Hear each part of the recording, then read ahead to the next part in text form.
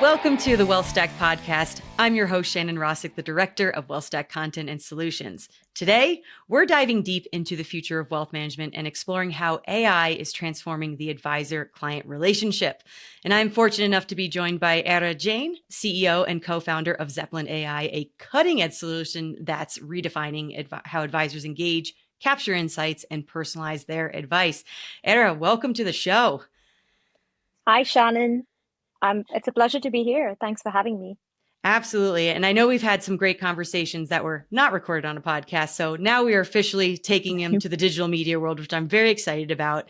But I do want to start with your background. And I promise this will be the most difficult question you get this entire conversation, because I want to know, listeners want to know, what makes Era both personally and professionally. So originally from India, born and brought up in India. I was always passionate about math and computer science. So a very traditional sort of early career. I studied CS, and then after graduation, joined Google as a software engineer. So prior to building Zeplyn, I was a software engineer, focusing on actually building AI products for Google technology, such as search. So we are all familiar with Google Search, voice assistant. Actually, I don't know if you've ever used the Google Home product. It's kind of similar to Alexa, where you can talk to the device and then it gives you answers. So this was all pre-Gemini, and I was on the founding engineering team for Google Home, was doing cool stuff. Pre-Gemini, saw how AI evolved from what it used to be to becoming more advanced with the advent of large language models, improvements in hardware, etc. And that was a very exciting time. I left Google in about, I think, 2021. So it's been almost 4 years. I knew I wanted to start my own company one day. 2021 was an interesting year because that's when COVID happened. It gave me a lot of time to think about what I want to do next.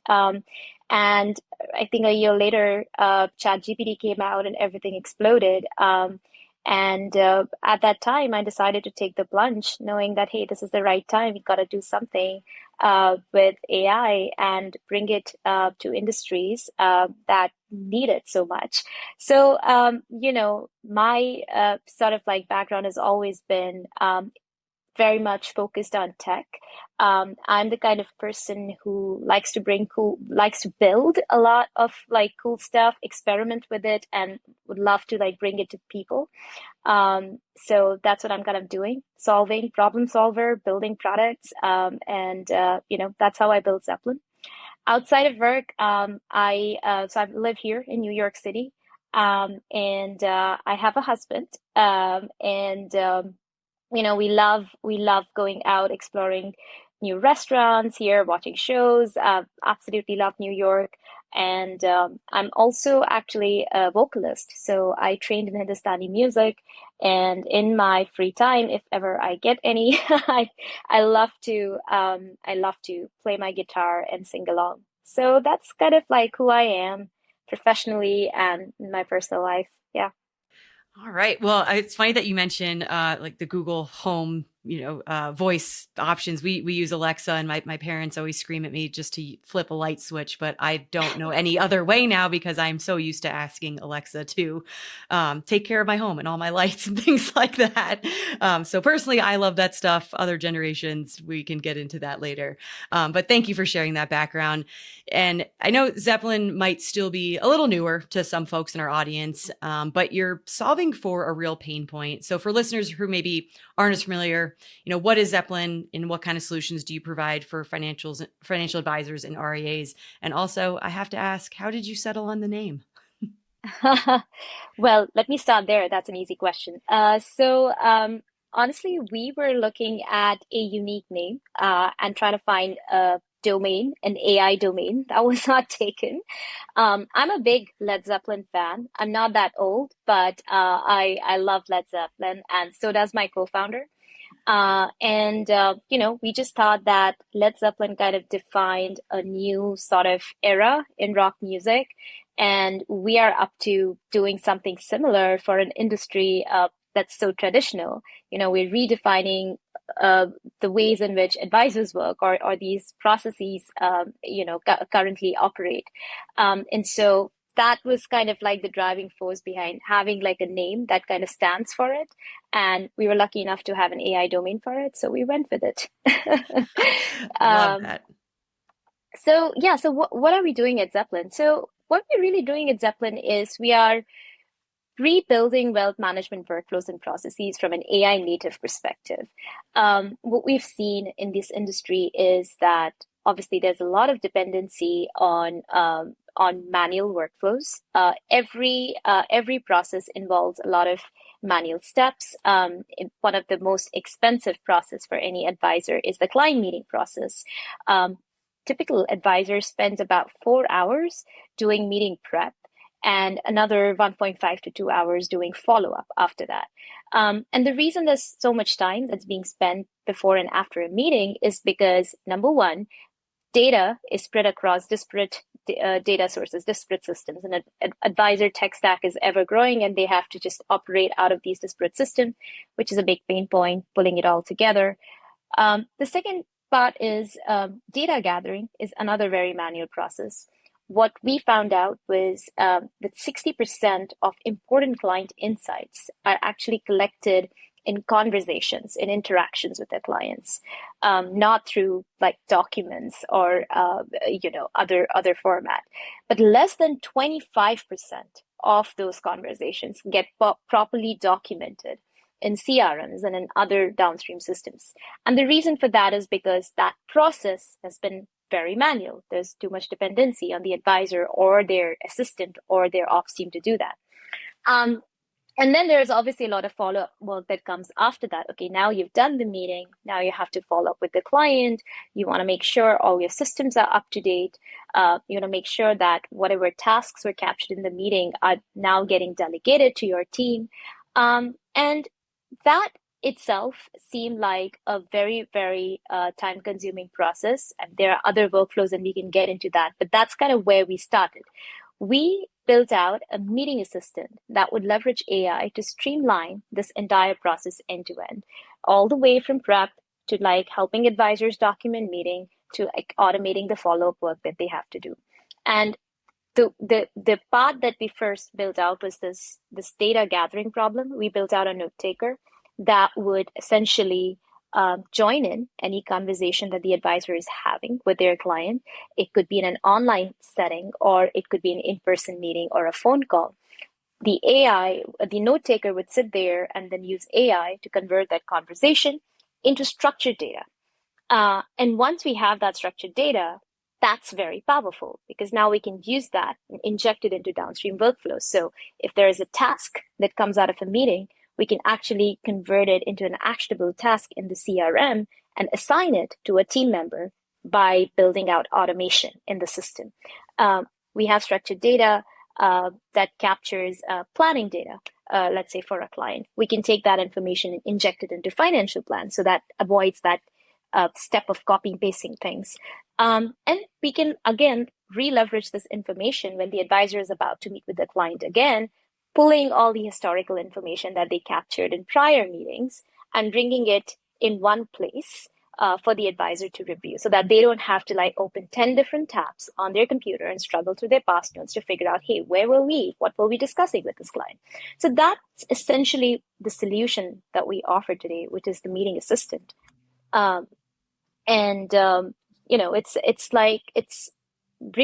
It's driving a lot of value in terms of the time savings, right? Like the ROI when it comes to amount of time that the advisor is saving is very, very, it's very quick. Like the moment you start using the note taker, you're saving 8 to 10 hours a week. Not just doing the note taking, but also like all the prep and the follow-up work that comes with it. And so that's like game changing. It's like if you're saving 10 hours a week, it's about 500 hours a year. That would essentially mean 25 new clients that you can intake, right? So that's a big impact that you can create on your practice, because now all of a sudden you have so much time in the world, you can focus on business development, scaling your business, and spending more time with your client and building relationships. And that's kind of what our mission is but we want to augment the advisor and their workflow so that they are not wasting their time doing all this admin work that they can actually use AI for, but rather spend time with their clients. And that's kind of what we've built at Zeplyn. And as we know, the AI note taker space specifically is getting pretty crowded. So what makes Zeplyn different for wealth management and financial planning professionals? Yeah, so I guess there are some key components when it comes to the platform and how we've built it. The number one thing for us when we were building Zeplyn was that we wanted to ground everything that we do in context and in data. And by that, what I mean is you cannot have a good AI without having good data, and then you cannot have good data without having good AI. So it's kind of like a virtuous cycle. So if you want the advisor to really trust the output of a note taker, then the data that's being captured better be good, right? It must be reliable. It must be free from any hallucinations. It must be accurate. And one of the things that we do differently is just the output that the advisor is getting. It is industry leading accuracy for that output. And we've spent a lot of time training our models to understand the wealth management context, to understand the nuances of how these conversation happens, what is relevant and what is not, and free it from all kinds of hallucination, which ensures that the output is something that the advisor can trust, and they don't have to spend another 15 minutes just like correcting the mistakes, right? So that's number one. The second thing is customizability. So every firm is different, is what we have learned. Whether we are talking to a two-advisor shop all the way to a big 100-people enterprise, every firm has their own ways and processes, the style of doing things. And in order to sort of fit in to an advisor workflow, it's very important that our solution adapts to it really well. So we have built a lot of customizability in our solution, which allows advisors to come in. They can curate their own meeting workflows. They can create their own templates. They can personalize the experiences, the output that gets generated for the client or for their team, both at a firm level, at an organization level, as well as at the advisor level. And so that is something that really sets us apart, and we are able to do it at scale. It's not like that you onboard onto Zeplyn and you have to wait on like a month before all of this is available to you. You get onto our platform, you can get going within 5 minutes, and we can set up all the customizations for you within a week of understanding your processes and how you function. The other piece is interoperability. Again, this is kind of like similar to what I was saying. Like you have to, in order to drive this behavior change, right? Like for advisors to really adopt a solution, we have to kind of meet them where they are. No advisor right now is looking to add another tool onto their stack. And so it was very important when we designed Zeplyn that we make it interoperable with the advisor stack. So it connects, we integrate with all the different bigger CRMs that are out there, starting from Redtail, Wealthbox to Salesforce, Dynamics, Advisor Engine. We recently launched that partnership. And we are expanding more every day, like integration with file systems, planning software that's upcoming on the roadmap. We want to make sure that like when advisor goes in, they're able to like plug this tool into their stack without having to, just like think of this as something additional that they have to. It's just like it should just work seamlessly, and that's kind of the experience that we have built with Zeplyn. The fourth thing that really differentiates us is the focus on security and compliance. And we've built Zeplyn day one, keeping security at the center. This is a very regulated industry.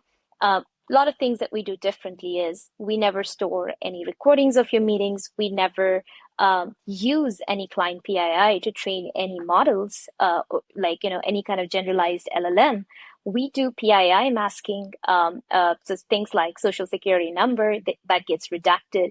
And so there are different levels of, like security that we offer to our clients, all the way to, for enterprises. We do dedicated instances of Zeplyn so that they can like keep their data in their own box, like separated from other data systems. And we do give them the flexibility to like customize the data retention, policies. If they want to retain data, their transcripts for 30 days versus if they want to retain it for 7 years, like we give them full ownership and flexibility in how they want to do it. So those are some of the core pillars, and lastly, I would say that yes, AI note taker is the category that really got popular, right? Because the use case is so like obvious. You get it, you want it in your practice today.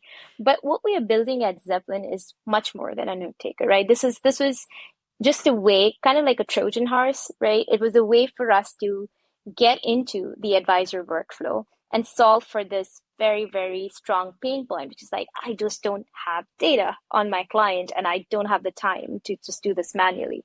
But now that we've solved for it, what we're really building towards is a more holistic solution, which is able to pull this data, not just the data that's coming in from meetings, but other systems, and provide on top of that deeper client intelligence to the client and for the client. And then also look at data at an aggregated level across the practice, across the advisors, across the CSAs, and like pull insights that the advisor or like the firm can use to build out their strategies. So it's evolved from just being a note taker to now a more holistic solution that's leveraging the data that's already there in Zeplyn and other systems, and bringing that all together in one place, and then providing intelligence to advisors and teams on top of that. And injecting that intelligence into other workflows, not just note taking. So that's kind of like what differentiates us from just the note-taking solution. Well, I appreciate the background, the context, and I want to dive into our first official segment that I call Stats All Folks. And I wish I had tapped you earlier because you threw out some great stats in the last couple of minutes around, bringing on 25 clients because you can save 500 hours and things like that. But I actually came across a recent study that I thought was really interesting and want your thoughts on because it kind of flips what we were talking about on its head. But the study said that nearly 75% of advisors said they spend too much time on meeting notes and follow-ups. Of course, we know that. But yet only about 10% have adopted AI tools to help them do it better. That seems like a big disconnect, and obviously with everything that's out in the market now. So why do you think so many advisors are still relying on that manual process when AI offers a very clear solution? Yeah, so I think there are multiple reasons for that. Part of the reason is just like any technology, right? Like there is an adoption curve. Every new technology goes through it. There'll be early adopters, and those are those 10% or 15% of the advisors who have actually adopted it. And if you think about who these people are, you'll start seeing patterns, maybe more tech savvy people, right? Like maybe younger advisors, or who's just like started out their career. We're seeing like more propensity in that sort of like segment to adopt AI. And so I would definitely say that there is this adoption curve that we are going through. But having said that, AI is probably one of the fastest adopted technology, and like not just in wealth management, but like across all the different industries. So there's definitely that. I think that one of the things that we do to sort of like drive adoption is that when we run pilots with firms, we try to like pick users who kind of end up becoming the champion of this technology internally. So, think about a firm with like 200 advisors. You pick a group of 20 users who are very tech savvy, who understand how this technology works. And then they, start talking about this technology with other advisors and how they use it and how that's helping them. And that can like really help drive adoption, instead of it coming externally from someone that, hey, this is what we do, this is how it's going to help you. You're now working with a fellow advisor, and you can do a side by side. This is how I'm doing meeting notes, and this is how this advisor is doing meeting notes, and that you can clearly see the difference. And so that is definitely something that's happening, and it needs to happen more. And the reason that, it's not still there, but it's getting there. But one of the reasons is this whole adoption curve, and that would take some time, which is behavior change. There's also a fear about AI, which I feel like is going away this year. I think we've seen in conferences and events that there is a lot more receptiveness towards trying this out, at least. But there's always this lingering questions that most advisors or most users would have is like, okay, how does it work? What is it doing to my data? Is my client data secure? And I think those are the questions that need to be answered upfront, and a lot more awareness needs to be created in the industry around what these AI models are, how these note takers are leveraging those models, and how do they actually work, what's happening behind the scenes. And if we can do that, more of that, that's going to establish that layer of comfort, and is going to further help with driving adoption. And I think the last thing is top down. Like a lot of firms are still sort of early on in terms of building out their AI strategy, which is why there's not a lot of push right now. So I think that needs to happen too, more education and top-down push within an organization. I think that needs to happen a lot more, and that's not happening because a lot of firms are still in the middle of jotting down finalizing their AI strategy for years to come. So let's debunk then maybe one more myth like we just did. Because let's talk about personalization, because a lot of advisors worry that AI will actually depersonalize the client experience. And the nice thing about Zeplyn is that it uses AI to auto capture and structure meeting insights, really taking those unstructured conversations and turning them into actionable next steps. So, why is structuring this, I guess you'd call it human data, so important in delivering personalized advice at scale? Yeah, absolutely. Think about it this way, right? Why would you want to create a spreadsheet? How does like organizing financial data in spreadsheet help you? It basically helps you be more like you can collect more data at an aggregated level, right? And now because it's in a structured format, you can use it. You can use it in doing actionable things. So let me give you an example. If I'm an advisor, I'm talking to my client, right? In the meeting, we talk about, all right, we need to open a new 529S account for this client, and we need to fund it with $20,000. We are going to withdraw $20,000 from this Morgan Stanley account that the client has. Now, this is all very conversational, right? Essentially, what happens, remove AI from the picture for now, what actually would happen is that the advisor would take this task and will go to their client service team. They will look at it. Okay, these are the steps that need to happen. They're going to go and create a service request, which is a more structured form of that task, and like feed in data points. All right, $20,000 this from this account to that account. Open up a 529S, and then that essentially, then they'll go ahead and then trigger, fill out a form maybe to open the account and then initiate a wire transfer or whatever. That behind the scenes is like an API call, which requires data in that format, in a structured format with parameters. So the entire thing that I described to you is basically you're taking very unstructured conversational data and you're extracting important data points from it and you're injecting it in a process. And that's essentially what we are trying to do with AI. We are just it's just not manual anymore. It's happening automatically. You're using these models to process what was discussed in the conversation, extract those data points, and then you're building automation on top of that can inject it into downstream process. By doing that, you're actually enabling this. You're enabling automation. You're enabling this to happen at scale, which basically answers your question on how this is helping to deliver personalization at scale. So it's not so much as you're not really delivering personalization at scale. What you're really doing is you are automating all of the admin tasks that you were otherwise spending time on by using AI, so that now you have more time that you can spend with your clients. So like maybe a couple of hours more with the client, and that's how you can deliver more personalized advice, right? There's obviously a second layer to that you also have access to data in a structured format, so you can glean onto insights, right? Like what are my clients in this platinum segment talking about? And you can do that because underneath that you have structured insights, and then you can go in those meetings and be more prepared because you kind of like have deeper intelligence on that particular client or that particular segment. So it's twofold, right? It's more time, it's more data, and that helps you deliver things at scale and like more quality and personalized advice at scale.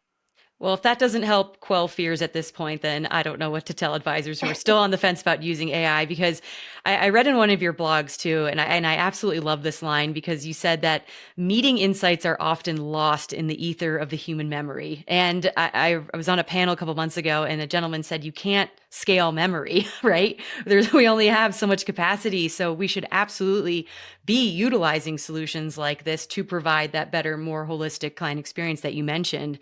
So, just looking ahead, what trends are you seeing when it comes to AI adoption in our industry, and how is Zeplyn planning to evolve with or really stay ahead of them? I love a good roadmap question. So, if there's any upcoming features or capabilities that folks should be excited about, give it a shout out here. Yeah, absolutely. So, I mean, I think one thing that's going to happen is deeper client intelligence, right? So now we have data that was missing or incomplete, like from conversations, from other interactions happening with the client. Now we have that in our systems. We're able to capture it consistently. And as we're evolving our product as Zeplyn, we are thinking about, okay, how do we connect this data to the data that we already have in other places, right? Like clients' portfolio, any historical information that already exists about client or their parents or their grandparents, right? Like in the CRM, any historical data, right? Their financial plans, prior emails. So we have so much information that already exists about this particular client. Now we have cleaner data by means of AI, and we have the power of bringing this all together and tying those data points together and providing deeper insights to the advisor. And so that's kind of what we are calling client intelligence, which is where Zeplyn is moving towards. And as a whole, like this is something that we're going to see in the industry as well. The second piece is, you're kind of now you have more visibility into what's working for your firm, for your practice, right? What's unique to your practice. So if you start collecting information on, okay, what are some of your advisors doing in these client meetings? How much time they are spending across like different client segments? What are the questions that clients are asking? What is that like? What does the client sentiment look like? With the market, and like capturing those kinds of insights, then you can actually garner not just for one advisor, but like looking at multiple advisors about in your firm, help you drive more insights about what's working for your practice and what's not. And this can help you establish best practices for the advisors. This can help you create training and coaching material for advisors, maybe like an entire knowledge base where they can go and ask questions. Hey, I have this client in this particular situation. What are the top 10 questions that they could be asking, that I should like be ready with as I go into this meeting. And so what we call that, we are calling that as practice intelligence, right? So you have client intelligence, you have practice intelligence, all powered by data. And then the last piece is to take this intelligence and to make it actionable. And so that's where, what we call the agentic system. So going from like something that was just data or an insight that was provided to you to actually executing it, being able to execute it. That's what an agent is. And in order to build like an agent that can work autonomously, we need to first like put in all these data points together, which we've already done or are in the process of doing. So really the next step is that, hey, I know you have to open up a 529S account. I know you have to transfer $20,000 from this particular account to this new account. And I know that I know Jamie on your team is responsible for new account opening and transferring it. So now I'll go ahead and I'll create a service request for you and, assign like whatever the tasks, the follow-up tasks are to Jamie. And, so that she can review and click one button and then it all gets executed. And that's kind of like what the future is. It's an agent that can either work autonomously or with the assistance of a human. It's intelligent enough that it already knows what to look for. It already has all the context, and it can automate a lot of these really long, complex processes that exist in our industry on the back office side, on the mid office side, and truly drive efficiency. And So we are that's well on our way to that, yeah. which is is exciting and a little scary at the same time with how fast everything's moving. um, but I do want to move on to segment 2 era of this episode that I call Ask Us Anything, where I've gone out to the social universe and asked folks to submit questions they want answered by you. So if you are up for it, I'm going to put you in the hot seat for a couple questions here because we did have a couple of people slide into the DMs this week.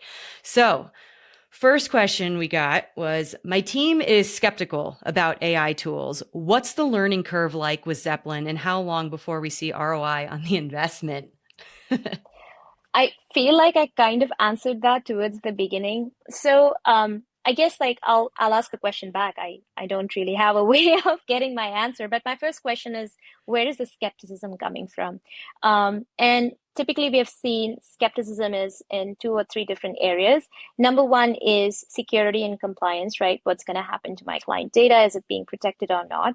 And that's definitely something that we can help answer. You know, we don't use any client data to train any of our models. Data is completely safe, pre-II is protected, encrypted. And so that is something, you know, that shouldn't be a blocker. I guess the second question is sort of more around adoption, right? Like, okay, fine, I bring this new technology in my firm and I try to like roll it out to my advisors. How am I going to drive usage?